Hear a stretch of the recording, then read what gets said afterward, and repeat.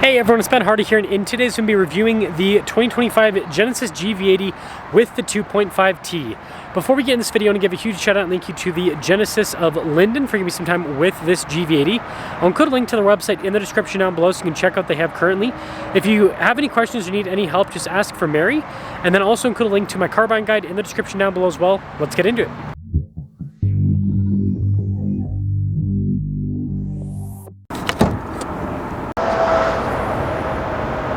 Under the hood, we have a turbocharged 2.5 liter 4-cylinder that goes through an 8-speed automatic transmission.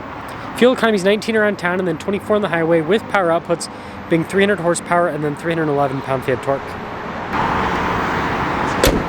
Before we move forward with this review, I do want to mention if you want to see more videos just like this, then I recommend you subscribe because I post content every single day. So starting with the hood, you can see it's kind of raised on either side. Hard to tell with the white paint, but it is. You got the new style of Genesis logo, which is pretty sleek looking, if you ask me. And then popping to the side, you can see the headlight design. They've also updated this for the 25 model year. And then the grille also looks really sharp. But yeah, putting it all together, kind of looks like a Bentley. It's cool. So around the side here, our tire wheel setup is 265 by 50 by 20 in the front and over in the rear. And you can see here with the wheels, you've got the silver there with the metallic gray. Big chunky fender flare here, and then you can see with the bodywork there on the side with the chrome trim, and then you got the cool turn signal indicators here on the side, and then this is nice with the trim around the windows. And then here is your full side profile with the GV80. And then this leads us over to the key fob, if it'll focus. You got the Genesis logo there. We've got our lock and unlock. We've got the opening for the hatch, which we'll pop that open right now. And then we also have the self-park feature remote start, and I guess I didn't work with me. There we go. Now taking a look at the cargo area, it's very spacious here in the GV80. It's one of the big benefits of the 80 over like the 70, for example, is all of the space. And then on top of that, you can see we've got these controls that throw down the seats. Got a little 12 volt here in the back. But yeah, when you're all done, just press this and that will lower the hatch right back down. Fancy looking taillight design here in the back, and then you can see all the badging. And taking a few steps back, let me know what you guys think about the overall design. Now taking a look at the door panel in the rear, you can see soft touch here. We've got a little sunshade, and then you can see with the wood trim, then more soft touch down below, and then that's cool with the stitching at the bottom. Got a little window control right here, door lock and unlock as well. And then here are the seats. Again, perforated all down the center. Got that to throw down the seat there on the side. And then popping in, legroom here in the back, if it'll focus, there we go, pretty solid.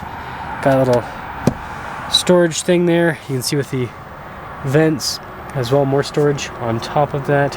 And yeah, I like these seats. They're nice. They're pretty dang comfortable. And then we do get our own sunroof here in the back. And then here's a quick look at the front door panel. You can see again with the soft touch trim and the wood trim as well, and then more soft touch down below. All of our window controls here. We've got our mirror adjustment as well. Memory seat function, speaker for the Bang & Olufsen sound system, blind spot monitoring with the mirror, and then here's the front seat, perforated all down the center portion. All of our adjustments there on the side, and then you guys can see with the wood trim here, and then the soft touch on the dash. And then notice we got that for the hill descent, and the stability control, and the steering wheel is power adjustable.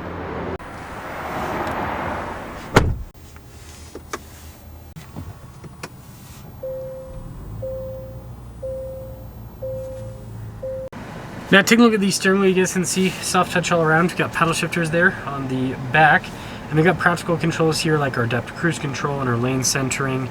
And then you can see we've got turn signal light stock, and we have our windshield wiper stock. And then here's the center gauge cluster. You can see we've got a bunch of different menus that we can scroll through to see different bits of info on the GV80, and then it'll also show us the drive modes too. So it's pretty fun. 360 camera system in reverse. And we also have the cool exterior shot for this. So it makes parking with a large SUV like this pretty simple. And then as for the infotainment system, if it'll slide to the side. It's not working with me, so we'll just do the dial.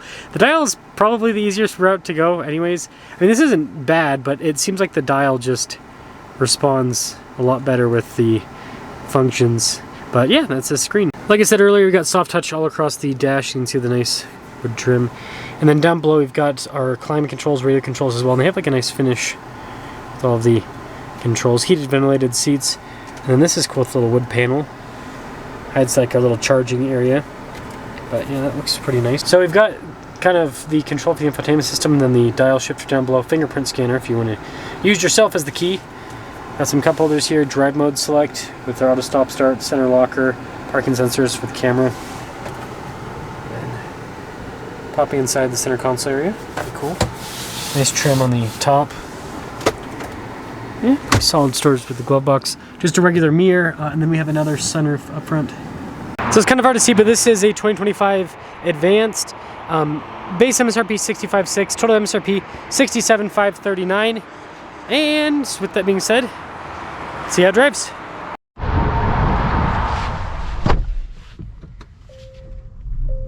Let's talk about visibility before we set off. Here's the visibility of the hood, both mirrors, and with the rest of the rear. Let us set off in the GV80. And I think I might have picked the wrong way. We'll see if we can fit. I think actually we'll be fine. Plop. Man, this is comfortable. This is comfortable so far. Like the seats and everything. Genesis does a really good job with the luxury side of things on their cars. Smooth. Turn this down a little bit. Oh, this has the perfume too. That's cool. It's like a Mercedes thing, but they do it in the Genesis cars as well. Very smooth. Now so far, I'm not really noticing any downside with the 4-cylinder compared to the 6-cylinder. Yeah, like right off the bat, it feels pretty solid. Turn signal camera is another cool feature, by the way. I like the steering on this. It's very light, but it's also pretty direct for a big SUV. And we're gonna pop it into the sport mode.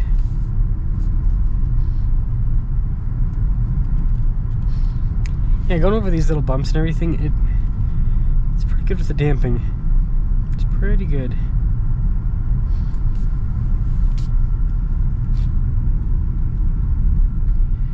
And punch it here. Okay, it's not bad, but you do feel a deficit compared to the V6 when you're full throttle. Like the low end torque on this 4-cylinder is pretty dang solid, but still it motivates the GV80 quite well. I don't see this as a problem whatsoever. An entry-level powertrain for this.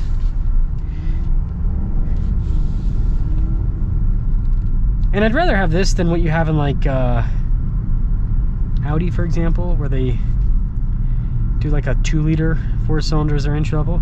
But then at the same time, BMW doesn't even do 4-cylinder for the X5. The weakest powertrain you can get there is a 6-cylinder now. It's the B58. I wonder if Genesis, well, see, here's the problem is Genesis could do that, but then they would only have one powertrain in the GV80. So maybe Genesis should bring in a higher power V6 as like a top line, or V8. We all know the V8's never going to happen, but you know, we can dream. So to sum things up, the GV80, really nice luxury SUV. It's pretty good at the sporty stuff too. It's not like gonna blow your mind on the sporty driving side of things, but it handles pretty well. It's got pretty good acceleration. The biggest thing is just really nice interior, really nice build quality, comfortable drive, lots of luxury features. This feels like a high-end vehicle, much more so than the competition at this price point, right? The competition kind of gives you the luxury car features. This gives you the luxury car features plus the luxury car feel. Mercedes, I think, is the only manufacturer that really competes with Genesis when it comes to, and that's gonna make people mad, I just realized, but seriously, when it comes to like how this interior feels, But Mercedes is quite a bit more expensive. So Genesis still playing the value card with the GV80. But let me know your thoughts on the GV80 and 4-cylinder. Let me know if you go 4-cylinder or if you go 6-cylinder. And also, if Genesis offered a high performance V6, is that something that you would be interested in?